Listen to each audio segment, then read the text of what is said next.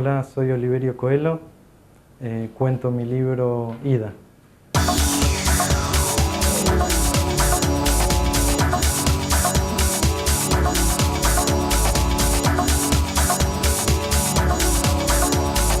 Bueno, Eneas Morossi, a diferencia del Eneas de Virgilio,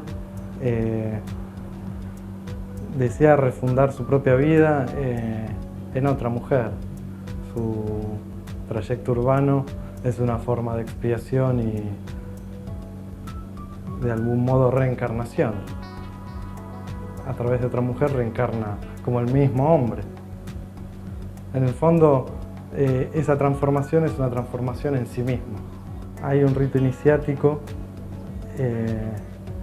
y creo que todo hombre abandonado sigue ese rito y es propio de un hombre abandonado el vagar, ¿no? El entregarse al presente. Supuestamente la memoria lo traiciona al protagonista. Intenta de algún modo acercarse a su propio futuro.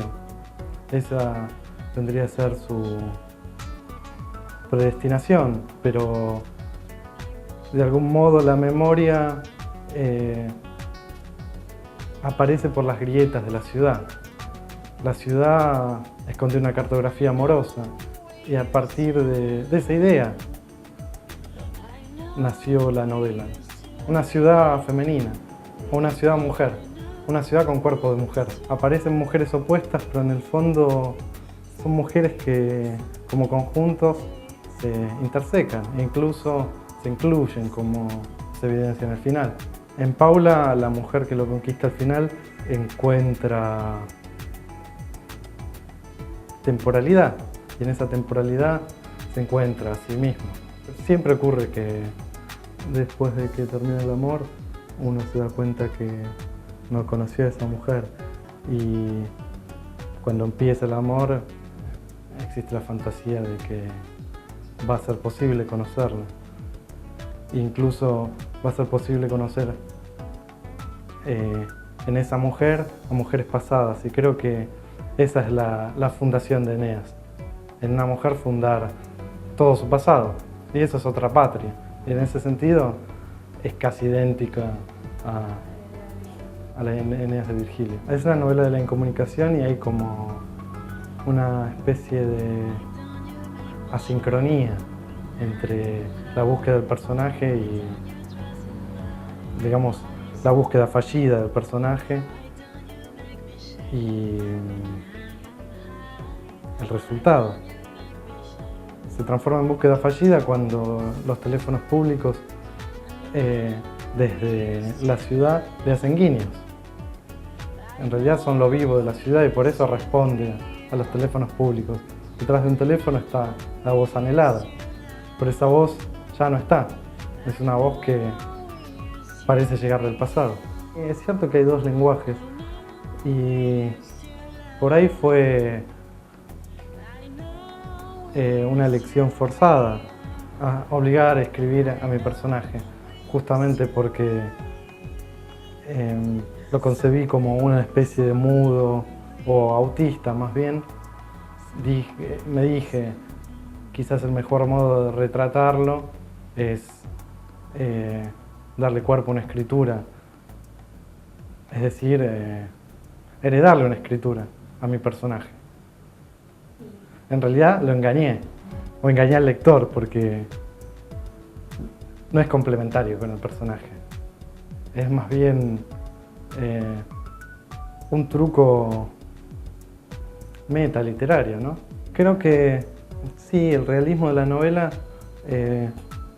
parte del recuerdo, pero más bien creo que se asienta en lo que el recuerdo produce en la intimidad del personaje.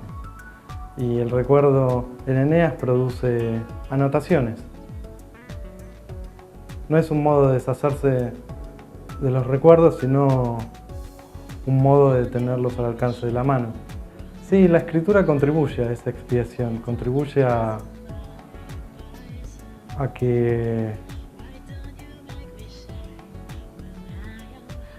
el personaje tenga una silueta. La silueta del personaje es lo que percibe en su pasado y lo que percibe en la realidad inmediata. Creo que la presencia de esas anotaciones pone en relieve que existe una tensión entre él como individuo, entre su intimidad y la sociedad.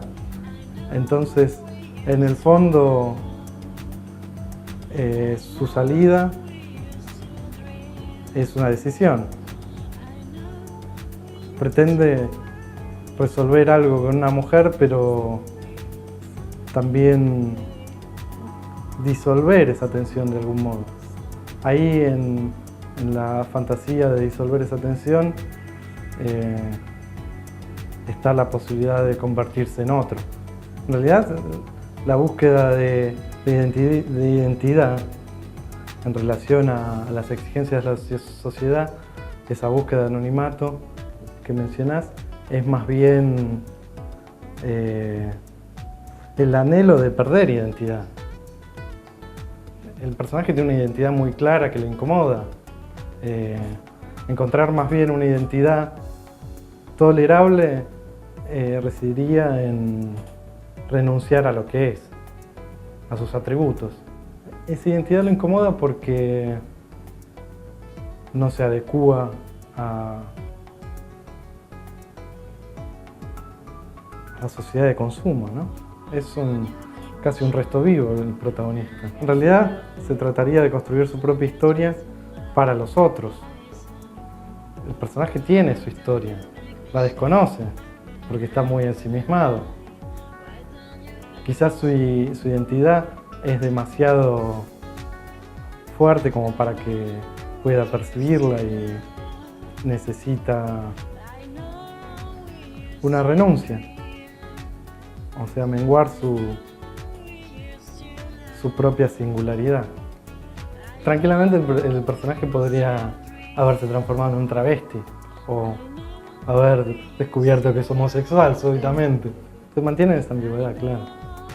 Pensó que nunca antes había temido no corresponder al amor, simplemente porque no había concebido la necesidad.